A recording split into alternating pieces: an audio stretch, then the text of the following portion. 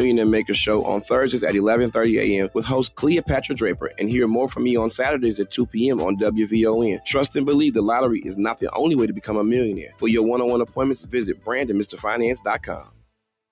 The movement for repair is growing, from city halls to parliaments and around the world, from Chicago to Cape Town, from Evanston to the UN. I'm Robin Rousseau. And I'm Cam Howard. Together we're bringing you Reparations Now, where we talk power, policy, and progress, local, national, and international. It's about justice. It's about repair. It's about time. Reparations Now, because justice cannot wait.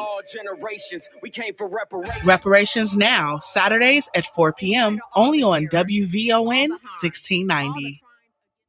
It's the Wake Up Show with the Illinois Black Chamber of Commerce on Chicago's essential storyteller, WVON. Welcome to the Wake Up Show, Chicago. Rise and shine. It's the Wake Up Show, where every sunrise is a call to action. Powered by the Illinois State Black Chamber of Commerce, we are the champions of change, advocating for diversity, equity, inclusion, and accessibility in the world of corporate and government contracting. It's not just a show, it's a movement. So get ready for another dynamic journey as we wake up the world to a new era of opportunities and empowerment. Ladies and gentlemen, President Larry Aisha. Welcome to the Wake Up Show, Chicago. My name is Dr. Larry Ivory, and I'm the President and CEO of the Illinois State Black Chamber of Commerce and Chairman of the Board of the National Black Chamber of Commerce, and I'm glad to be in this moment with you.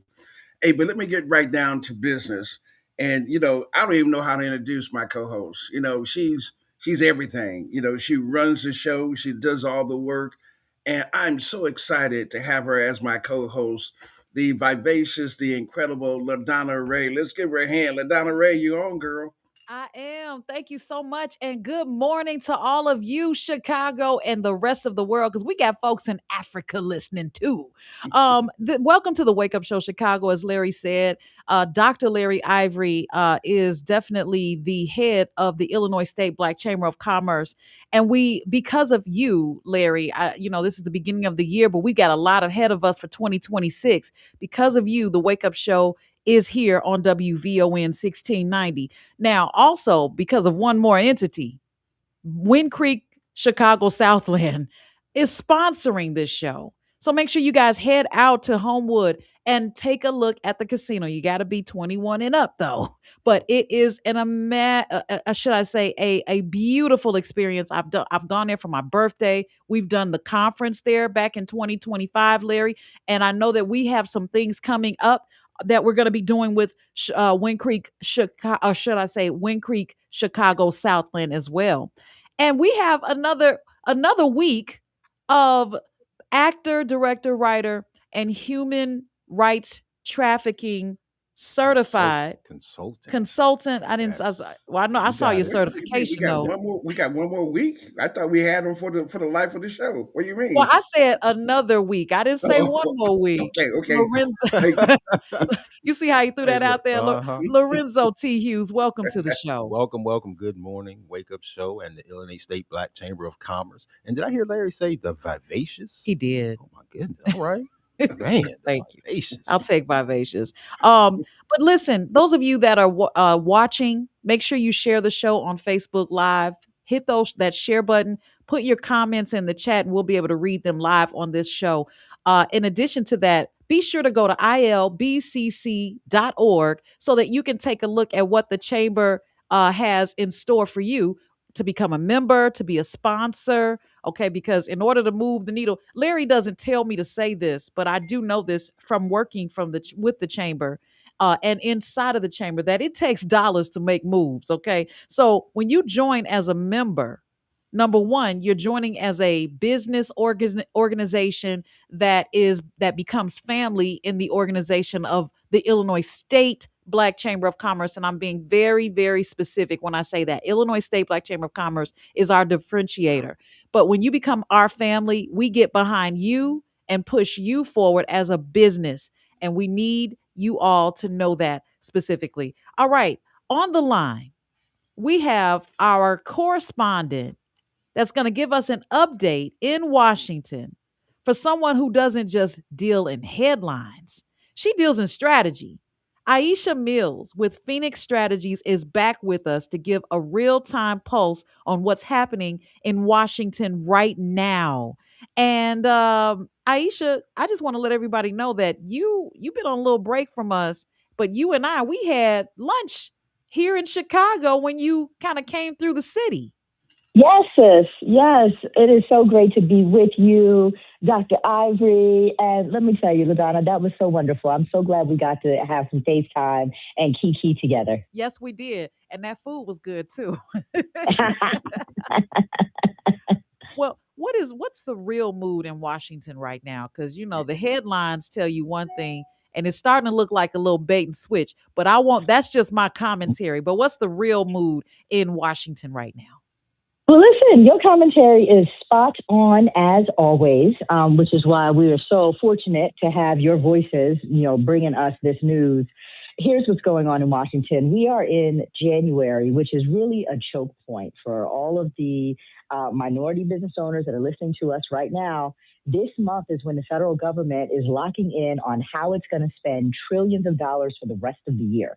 So that's what they're fighting about in Congress right now, our spending bills from everything from construction, transportation, IT services, all of the federal appropriations. They're trying to, they have a January 30th deadline to even keep the government open. And a lot of this debate is hinging on these spending bills. At the same exact time, the rules that minority businesses have relied on to get in the door to tap into those funds are being frozen. These businesses are being audited and these rules are being rewritten. So for a lot of the people listening, I just want to empathize with you because you know that these political conversations are not theoretical, and that right now you are in the throes of, especially if you are an 8A business, you are being asked to recertify in the coming weeks, this week, next week. And it's really a make or break for these businesses because the SBA has ordered every 8A firm to turn over 3 years of their financials and their contracts, all of them. And they're doing a very intensive audit on the paperwork. And if people's books are messy, if they're short-staffed, overwhelmed, they're at risk of not being able to get those contracts. And so, there's an assault that has been happening. We've been talking about this all in 2025, where the federal government under this Trump administration is doing everything it can to kill minority business contracting. And it's doing that by forcing these ridiculous audits that tax the companies and changing the rules and essentially eliminating diversity standards across the board. Is there any type of hope, a glimmer of hope in all of this tear down for the African American businesses? I mean, I'm one of those optimistic people, but realistic as well. Is there any chance that this could be a good thing for us? No, and listen, I bring to for folks who, just to explain a little bit about the lens that we bring. The reason that the federal government created these set-aside programs listing out and acknowledging that minority businesses have been disadvantaged in America is because racism has kept us out of competition for these jobs and for these contracts. And there had been, for 50 years, a direct acknowledgement that this has been a systemic problem. And the federal government had set about trying to create, obviously not parity, but at least trying to create access for minority businesses to be able to get in there and apply for these contracts and do this work. And it has, and by the way, it has worked.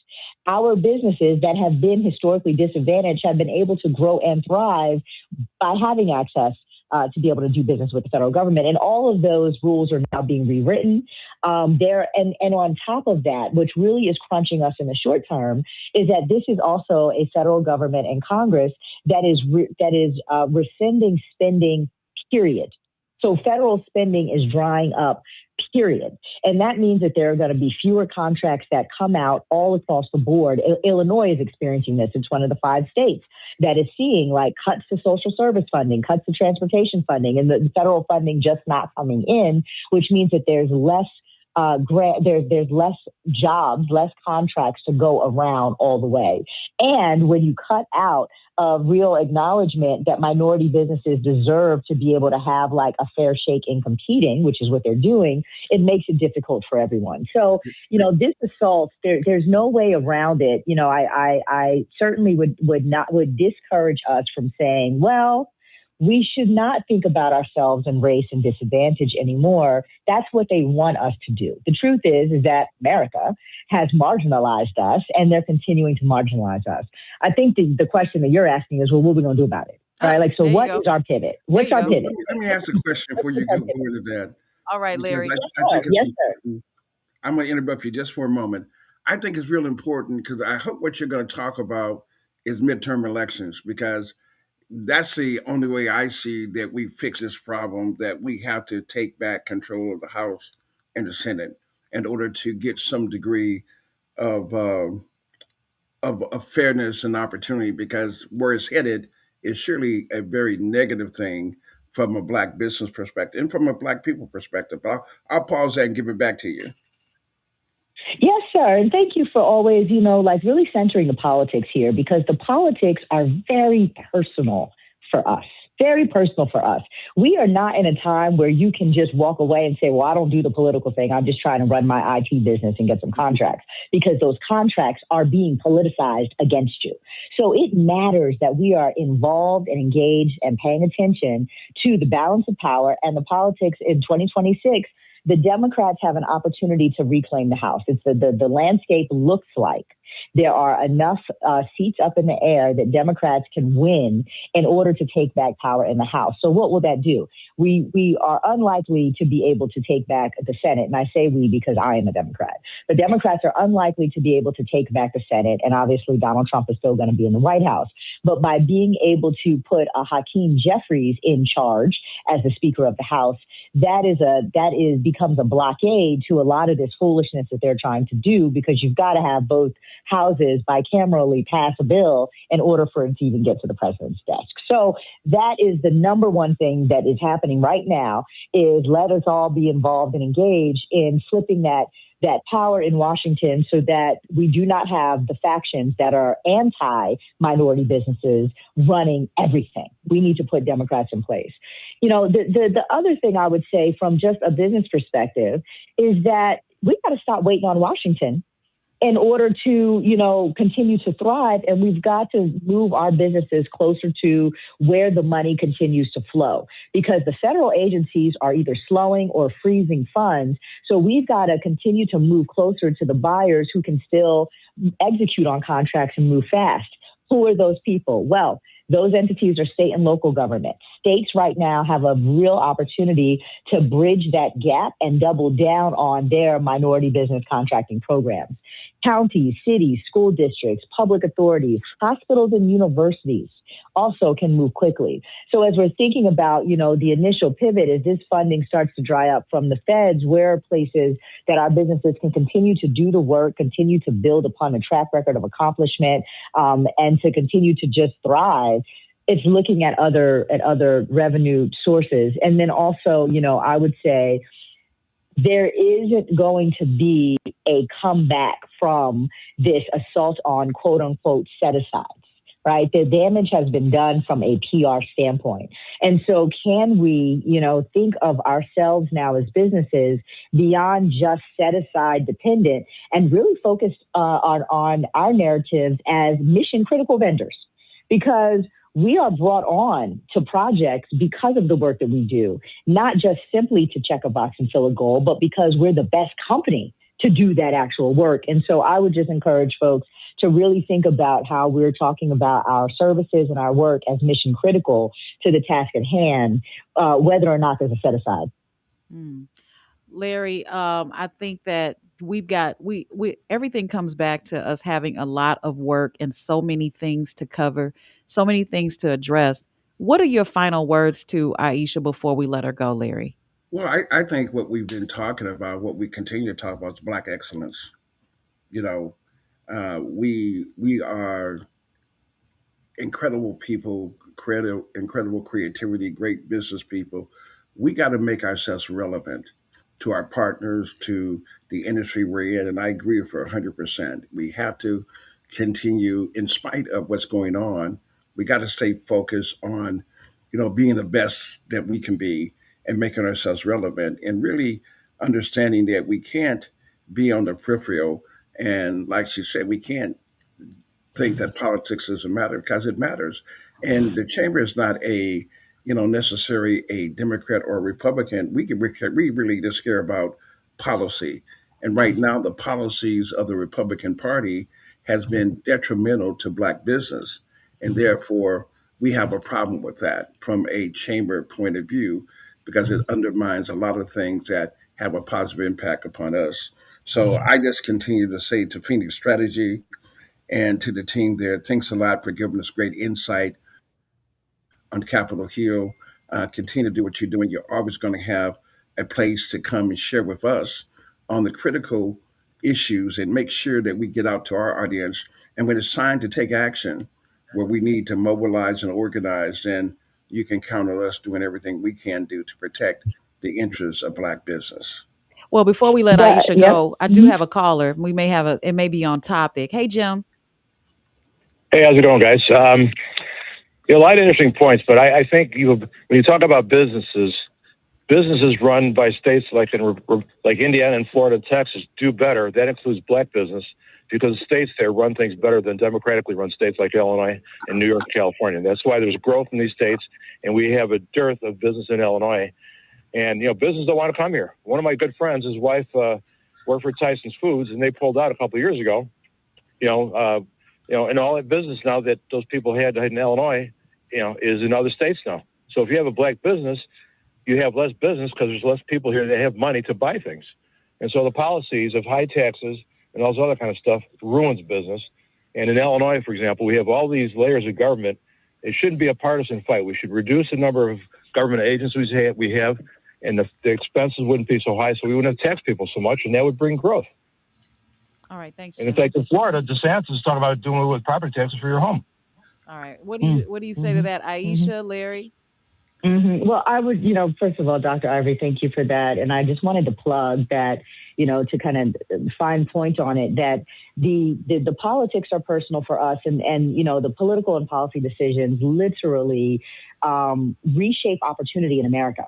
And it's important that we stay tuned into that. So I just want to plug that I will be launching my podcast, Phoenix Strategies Podcast, Amplified, with Aisha Mills later on this month, where we are going to have all the timely analysis about how these political and policy decisions ultimately redefine how business gets done in America and how that impacts us.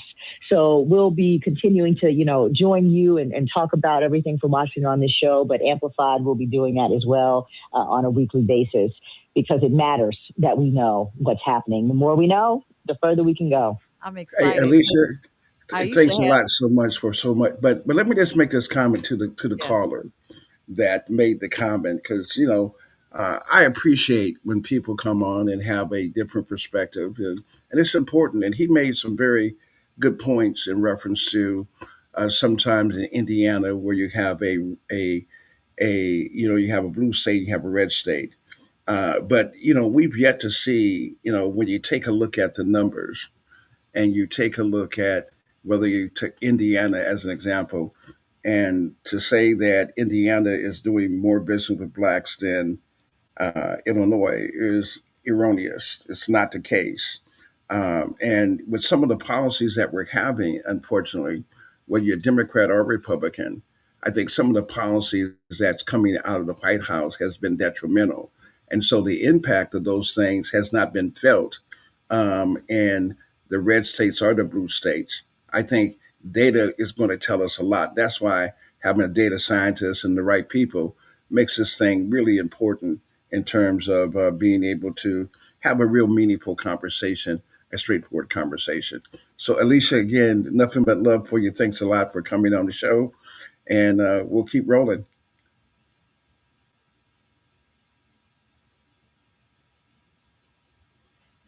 For this, but it almost sounds like we Hold on. are. Let me make sure. Larry, you back? Yeah, I'm back. Okay, sorry. Okay. I was on a roll, LaDonna. I Can you hear know. me? Okay, yeah, go ahead, Larry. I don't want you to lose your thought. Go ahead and finish Well, your let me thought. say this. I said the gentleman makes a point, but I think the point to be made is that Democrats and Republicans, when you say Indiana is doing more business with Put them blacks on hold. than the Indiana is doing more business with African Americans than Illinois, that's erroneous. That's not true. The policies that are coming out of D.C., we don't know what the impact of those things are going to be. So you could have a significant shift because they're going to be more likely to implement those policies and red states and blue states. So there's still data. And that's why having data and analytics and having a meaningful conversation is very appropriate in terms of really understanding. But we got to be careful that whatever narrative we're sharing that is factual to the point and it really drives home how do we make it better? Because we built this country, on the backs of black people.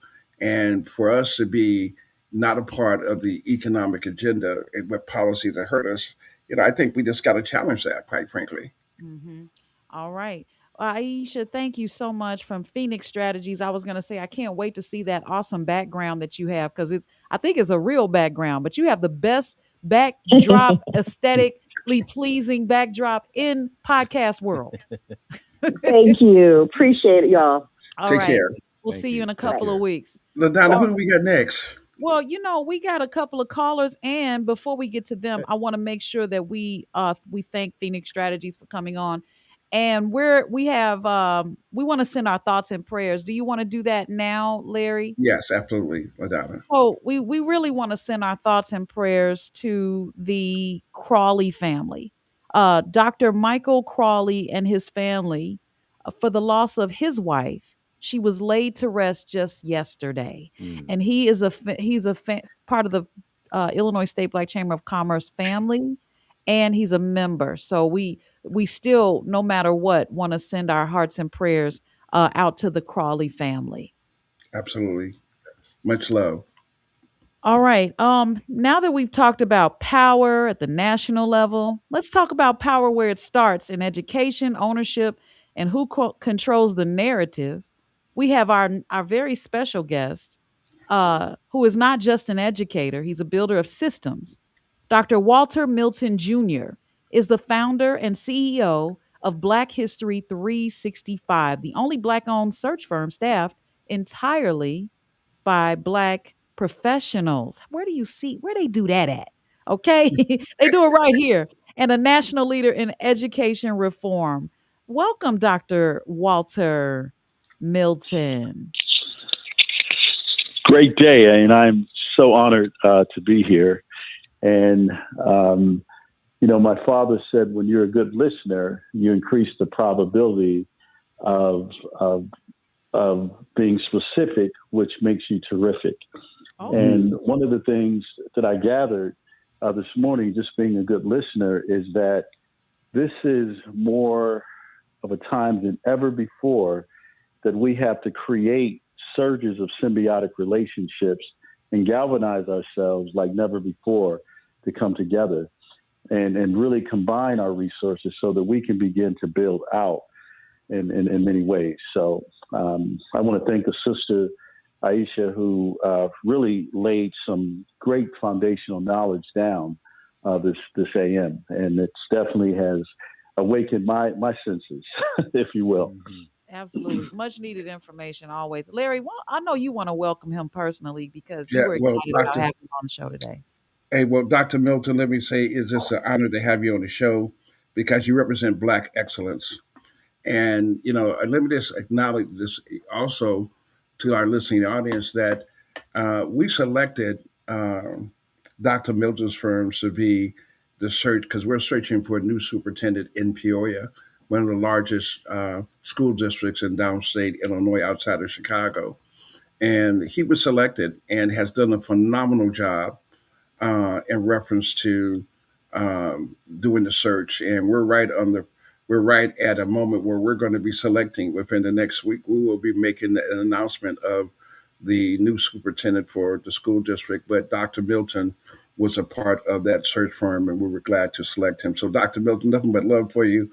I'm very interested to hear a little bit about your story in terms of we want to hear a little bit about you, what you do, and give us some perspective on what you think is important and the places that you work in. So we're going to turn it over to you and just let you share with us real quick. Well, I'm truly honored. I would like to always give homage to, my mother and father because they taught me so much. And one of the things that they inculcated in myself and my siblings that we are God's people.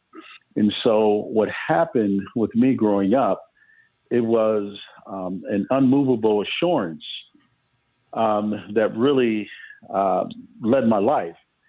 And my mother would always tell me, I was a school superintendent for 15 years.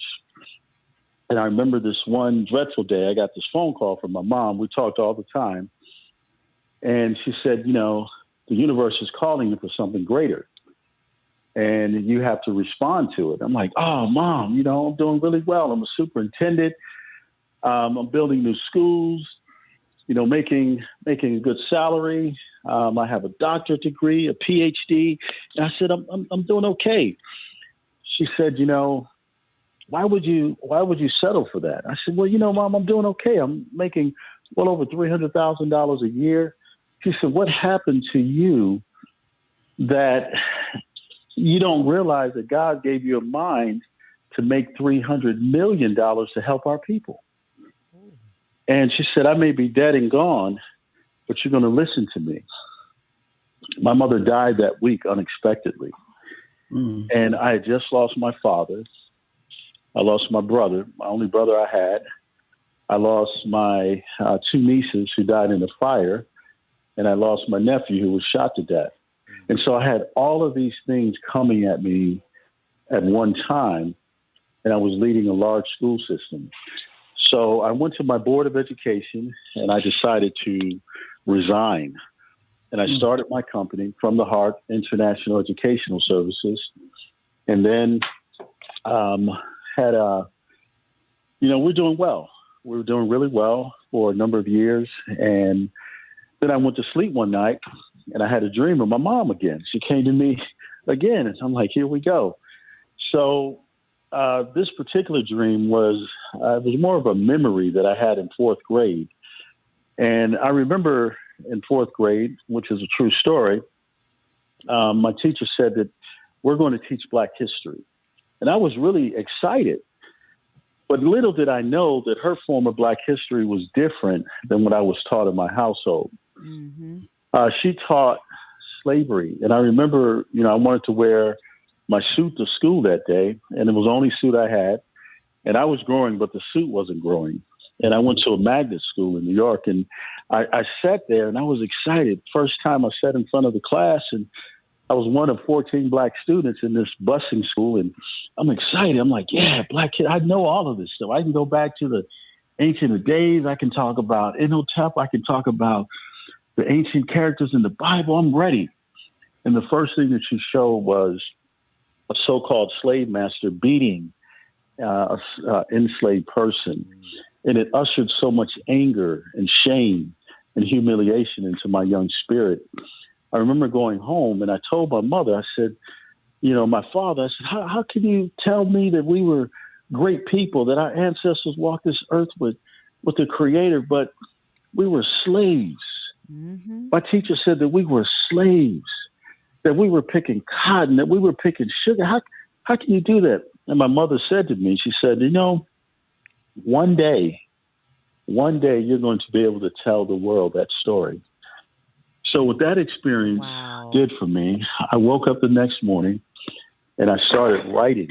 I had my company operated and led by someone on my team, and I couldn't stop writing. And I wrote for 3.5 years. And I had another gentleman join me. He had some beautiful images. And I said, how can we marry these two? And we ended up writing a textbook like never before. That one textbook led to 17 other books from kindergarten all the way through the college level. And we are in 500 school systems across the nation. New York City public schools is our largest client. We beat out some of the billion-dollar white companies like Holt Mifflin and McGraw-Hill and others. And we're still doing this work, even in these, crazy times. So what we did, we took the From the Heart, which is our parent organization, and then we brought BH365, which stands for Black History 365. We married those two entities together. And so what we do is From the Heart, we do superintendent searches, because one thing that I found out, we're not in that space. We're the only Black-owned search company in America. And then with that, we do other things like we train students. We have a curriculum called Positive Living, Promoting Your Purpose. We train teachers on something called CREATE, Culturally Responsive Education and Teacher Empowerment. We train school administrators on something called Leadership Component. We train parents. We train school boards. So we do the full gamut of school systems. So our company, we have about 70 people affiliated with us, that work with us, that work for us. And we 56 are Black women. And so that's what I contribute a great deal of my success to the sisters, for making us what we are today. And our goal is to continuously impact the lives of so many people across this country, particularly us. Wow. Larry, I know why you were excited now. I'm sitting here just welling up.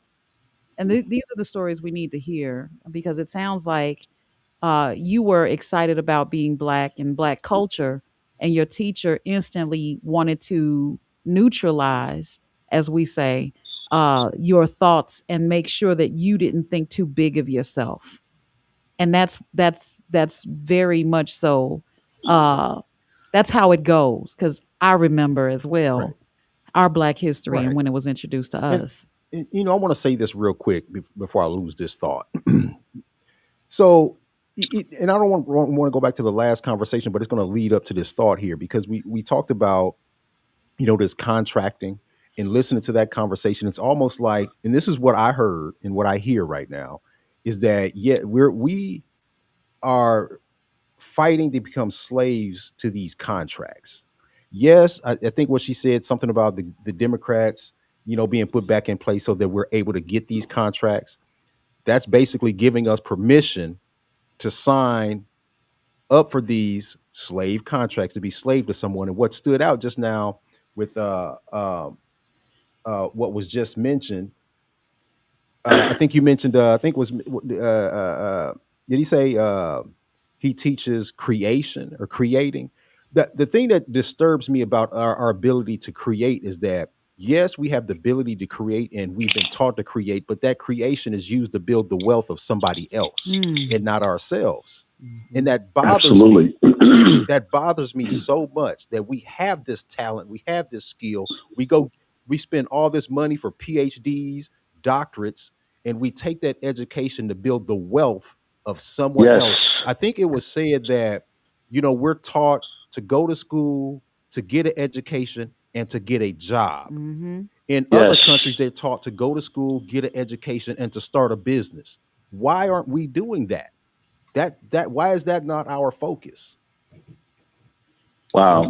Well, I love what you're saying, brother, because that was the mentality that forced me to leave. Well, my mother said, why would you settle for what they saying that you can make and putting a cap on it when you can make 1 million times that and help our people? And that's what it's all about. So I want to kind of deviate a little bit. So I have 4 children. One of my sons, I told him when he was 4 years old that, you will never work for anybody. I tell all of my kids that. I said, because you going to college, which is mandatory, you want to be a doctor, you want to be a dentist, whatever, you will have your own firm.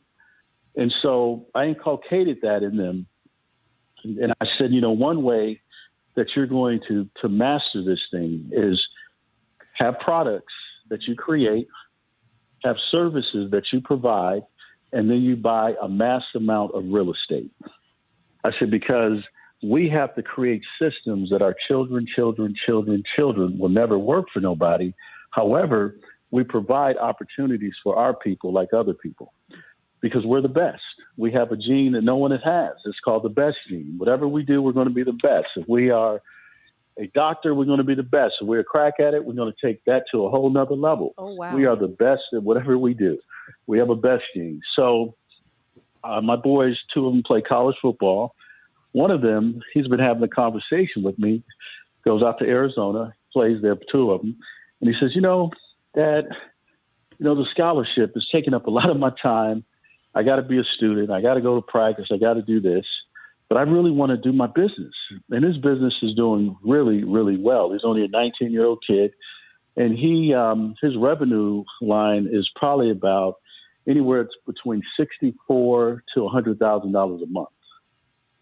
So he's gotten these huge contracts with the NFL, a lot of Division I colleges and high schools, players. He makes the gloves. Like if you looked at the bowl games, many of the athletes are wearing his products in the game, the gloves, the wristbands, all of those things.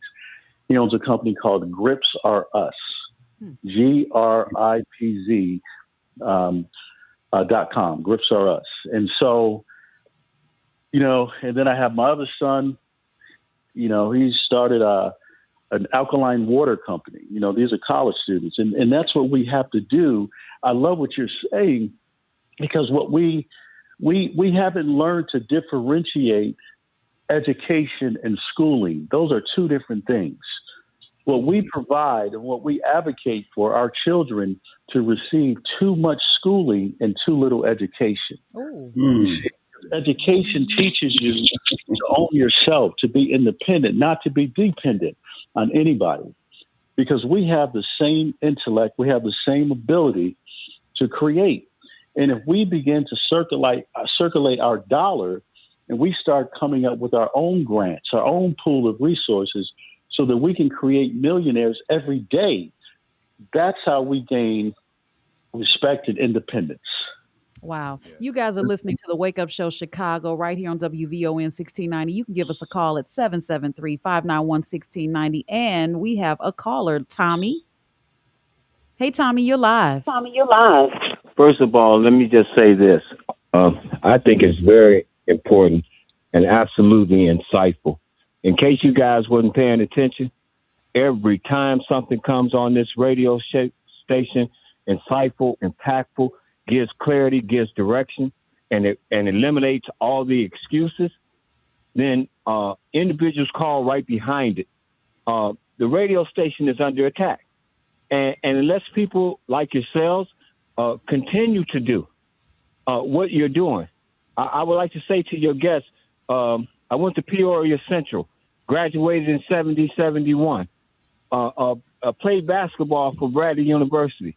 You're talking to a person 73 years old. It ain't nothing. You can't, some people don't ask for experience. It's providence. This is providence. Thank you, guys. I love you guys. And this is what I will die for. I went to Vietnam, and I came back from Vietnam thinking that it would give me a heads up. Nothing gave me a heads up until I embraced my culture and understood that nobody was going to do a damn thing for me unless I first straightened out my stinking thinking.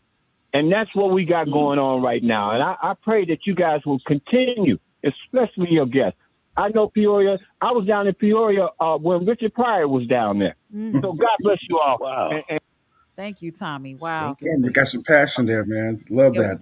We got to run through them. We got a couple of calls still waiting. Let's go to Karen. Hey, Karen, you're live.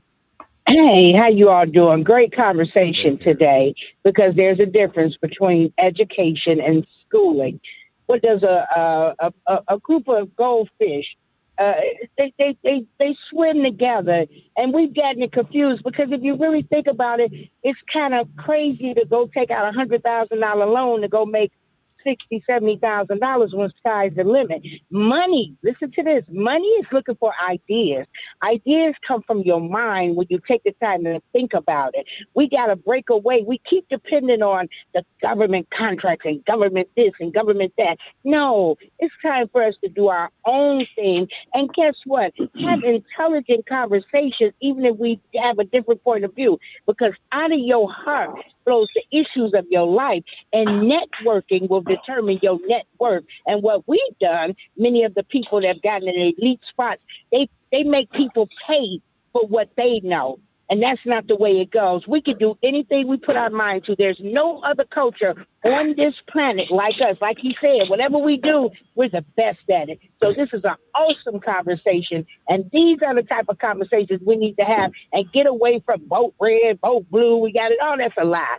We have everything we need in us. Once you learn how to read, write, and count, you continue to read, write, and count. Love you. All right, Karen. Karen putting it down. Don't forget to go to ilbcc.org, guys. That's ilbcc.org and hit that become a Hey, member Ladonna, button. before Yes, you sir. take the next call, Yeah. let me just make sure I do a shameless plug, because this gentleman is doing some great things in terms of a black search firm, and there's not anyone out there like him. So as we take a look at districts and, in Chicago, remember this name, look for him, call me. His curriculum in terms of Black history is one of the most incredible Black history curriculum that exists, that he's going to talk hopefully a little bit more about. But Don, I'm going to go back. I just want to put a plug in before we leave. If you're listening, make sure you connect to him. Get his website and everything else so people can reach out to him. Go ahead, LaDonna. I think they are connecting. Yeah, let's get to Mike. Hey, Mike, you're live. Yes. Good morning. Good morning. Thank you for taking my call. Sure. And I just want to say, what's the gentleman's name? Dr. Milton. Dr. Milton what? Dr. Walter Milton. Dr. Walter Milton. Okay, Dr. Walter Milton. I want to thank you so much for putting out there in action the articulation of generational wealth. I've pondered and talked with people about the idea of that generational wealth going from century to century. So thinking of things and functioning in a way where it can be passed on and almost passed on automatically, and he's doing it and what he's expressing and what he's had developed in his life. I've heard an expression about this somewhat recently. This person named Mr. Jolly was talking about making money and that sustainable money and so on. And Tavis Smiley mentioned to the gentleman, he says, Quincy Jones expressed to him, he says, you want vertical money? He says, and you want horizontal money. He says, that's that money you working and getting while you are awake. He says, and the money that you're getting while you're sleeping and while you're just on vacation. And that's what many of us want to be. And what I've heard today, that's where it's at, vertical and horizontal money. Nice. Thank you very much. Thank you, Mike. Thank you so much. Thank you, brother.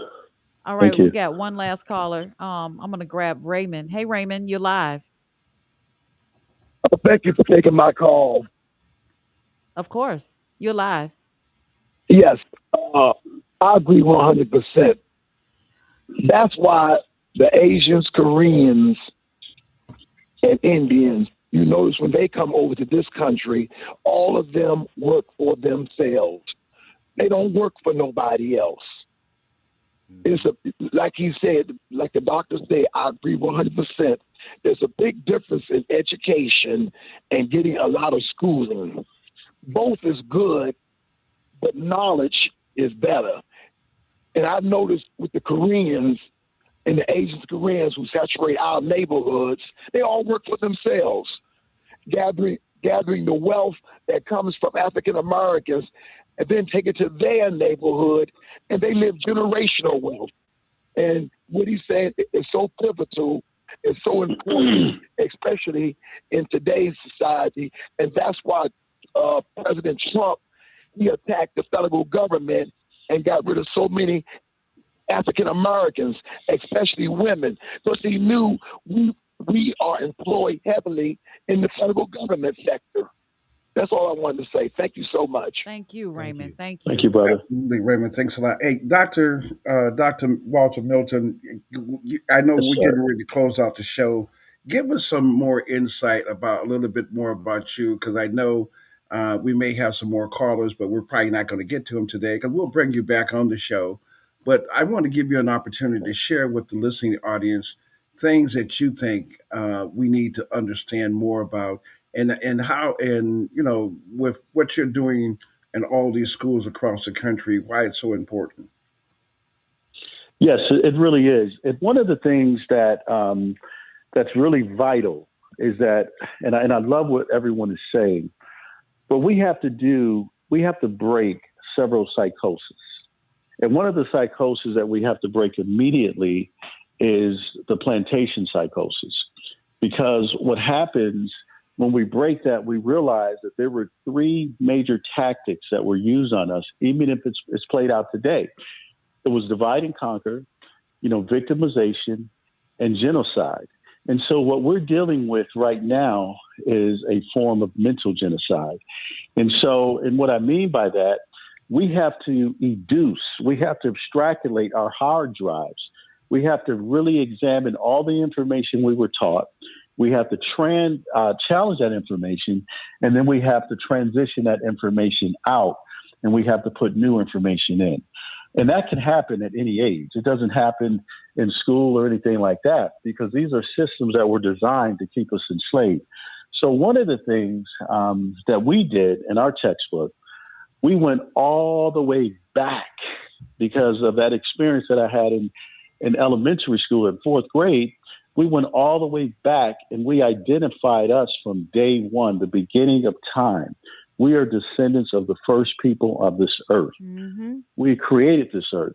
Over half of world history had taken place even before white people were known to be in the world. That's how recent they are, and that's how old we are. So we wanted to make sure that we gave students or young people and adults, because we call our work from K to Grade, we wanted them to understand that we go all the way back to the beginning of time. And we don't even get into the transatlantic slave trade in one of our textbooks, our major textbook, until almost page 300. And then we go beyond, and then we get back to, even despite of all the challenges that we've had, how we persevered and overcame that. And no other group of people could have endured what we have endured and still be here. Okay? Our Holocaust wasn't 8 years. It wasn't 6 years. It was over 400 years. And we're still here having these conversations. That's something to celebrate and to build on. So we wanted to have work that was going to tell our story like never before. And that's what we have. And we're too powerful for anybody to erase us or to stump us out. And I would love to invite every family in America, particularly Black families, to have a textbook, Black History 365, an inclusive account of American history. And I can give our website. You can see all the great things that we're doing, what we've done, what we continue to do. What's that website? It's B as in Black, H as in history, 365 as every day of the year, .org, bh365.org. That's blackhistory365.org. And our other website, From the Heart International Educational Services, is F as in from, T as in the, H as in heart, FTH, education.org. FTHeducation.org. Okay, if you guys didn't catch that, I dropped it in the chat on our social medias, and it's in the comments. Absolutely. So I would love to come back, Dr. Ivory, if the opportunity presents itself. Well, we're going to make sure you have that opportunity. I think my team, LaDonna Ray, and also our distinguished guest, Lorenzo, that having you back on is a must, because information is important, and Black excellence, you definitely represent that. I just want to say this, because you triggered something in me I had forgotten about. When I was in school, I was really hanging out. I wanted to be cool, and so I wasn't doing very well in high school. Honestly, I was just doing a terrible job. And I took a Black History class, and Mr. Mason was the teacher. He was an art teacher who became the Black History teacher. I can remember him like yesterday. And when you came into Black History class, he had a comment that says, believe there's a purpose for being, believe that you can make time stand still, and know from the moment that you try, if you believe you can, you will. And I went from being a marginal student to the honor roll. Black history changed my life. And it just dawned on me. I said, yeah, that happened to me. And so, again, much love for you, uh, Dr. Milton. And Ladonna, what else do you have? What do you want to interject with? Because I know we're running out of time. Yeah, we are. Dr. Walter Milton, I need your address so that I can drop my children off. They're teenagers. I would love it. I would love it. To you. So, Oh yeah. absolutely. But I definitely want to close out the show with a big thank you and a big gratitude to our callers that called in. They're listening and picking up what's being put down. Also, I want to make sure that you guys go to ilbcc.org. That's so important because you can get onto our mailing list and our newsletter list and keep abreast of what's going on with the Illinois State Black Chamber of Commerce. Make sure you follow us on social media. We have the Wake Up Show Chicago and we have the Illinois State Black Chamber of Commerce. And of course, I repeated the website several times. Also, we'll be back here next Saturday. I will be here on Monday. When I say here, I mean WVON 1690 for the afternoon show. And the reason why I don't feel bad about cross promoting, Larry, and I'm saying this while you're like, wait a minute now, this is my hour. But during that time, I also talk about the chamber. The chamber is so important throughout the week, not just on Saturdays, but throughout the week. The Illinois State Black Chamber of Commerce is very important. And when it comes to updates in Black businesses and things of that nature. Also, even on my podcast, which is on LaDonna Ray Show on YouTube, I spoke about the chamber and I do frequently do that. So I want to make sure that everyone is always being addressed and presented with what good the chamber is doing. We're getting ready for lobby day. So make sure you guys send us an email. If you're interested in going, go to info, send us an email to info@ilbcc.org. Lorenzo, thank you so much for being such a swell-tastic guest. Thank you. Host. Thank you. And Larry said, please come again. Yeah, we're going to have a show just to talk a little bit about Lorenzo, his career, some of the things he's doing. So let's continue, guys, to promote the good things that we're doing and making a difference. I think that, what we do is so important. And like Dr. Fletcher, the father of affirmative action, used to say, think, reason, and use good judgment. So let's think, let's reason, and let's use good judgment, and let's make the world a better place for all of us.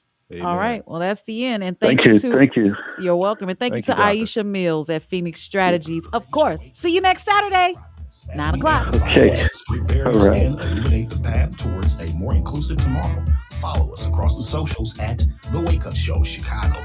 Be sure to like, subscribe, and share. It's The Wake Up Show every Saturday morning at 9, where change begins with every sunrise. Welcome to The Wake Up Show Chicago. That's the end? The Talk.